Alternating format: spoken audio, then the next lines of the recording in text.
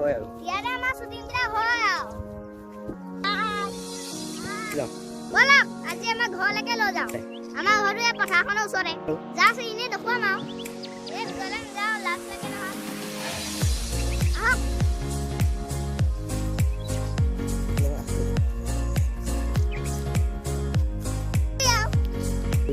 এখন আমাৰে বাৰী ইয়াত ঢেৰ মিঠা শাক-পাচলি লাগি আছে